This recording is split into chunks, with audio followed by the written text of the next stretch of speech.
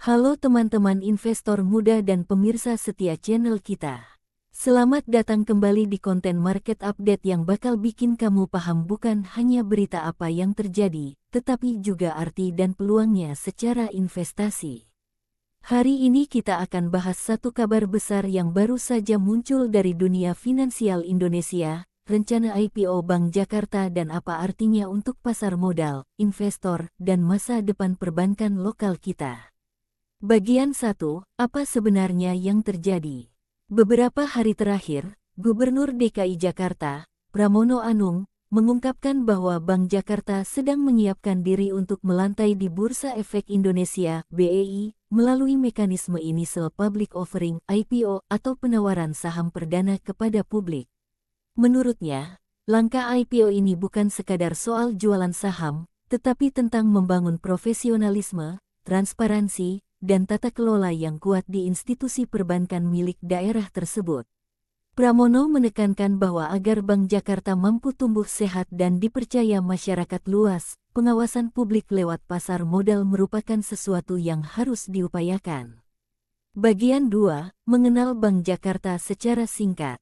Sebelum kita bahas valuasi atau target harga, mari kenalan dulu dengan Bank Jakarta.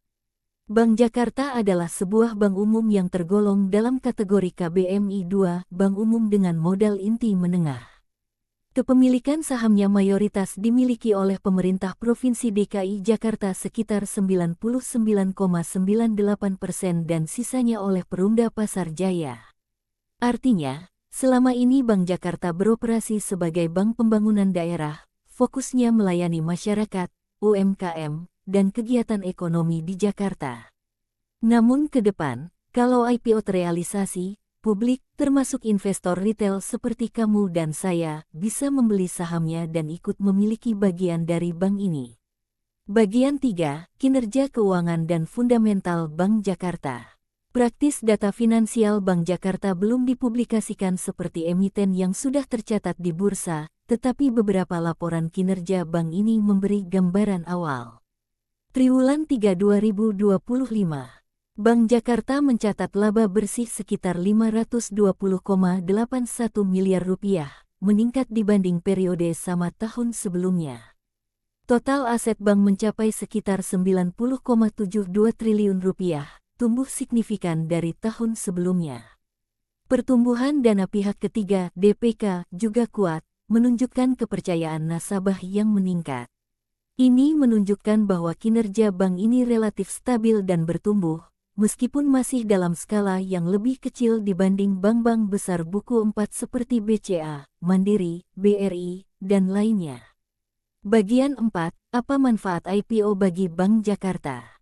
Pramono Anung dan pihak manajemen Bank Jakarta menekankan beberapa tujuan dari IPO ini. Pengawasan publik yang lebih sehat, karena perusahaan terbuka harus mematuhi aturan transparansi dan keterbukaan di pasar modal. Profesionalisasi manajemen, Bank Jakarta diharapkan lebih independen dan less birokratik dalam pengambilan keputusan. Perluasan basis nasabah bukan lagi hanya bergantung pada pemerintah DKI Jakarta, tetapi nasabah bisa berasal dari masyarakat umum. IPO juga seringkali menjadi katalis pertumbuhan karena akses modal semakin luas, yang bisa dipakai untuk ekspansi kredit, digitalisasi, layanan baru seperti kartu kredit, dan infrastruktur teknologi perbankan. Bagian 5, valuasi dan nilai intrinsik konsep dasar. Karena Bank Jakarta belum tercatat di bursa, belum ada harga pasar resmi dan data valuasi seperti PER atau PBV di portal seperti RTI, Stockbit atau Ajaib. Namun, secara umum, nilai intrinsik saham bank biasanya dihitung dengan metode discounted cash flow (DCF) atau price to book value (PBV) tergantung arus kas, profitabilitas, dan prospek bisnisnya di masa depan. Untuk bank di Indonesia, investor sering melihat indikator seperti return on equity (ROE), seberapa efisien modal yang digunakan menghasilkan laba. NIM (Net Interest Margin), selisih antara pendapatan bunga dan biaya bunga. Pertumbuhan aset dan DPK sebagai tanda kesehatan neraca. Catatan, untuk investasi, Kita tidak bisa serta-merta bilang bank ini bagus atau buruk tanpa laporan keuangan auditan yang jelas seperti emiten lain. Bagian 6, Target dan Timelin IPO.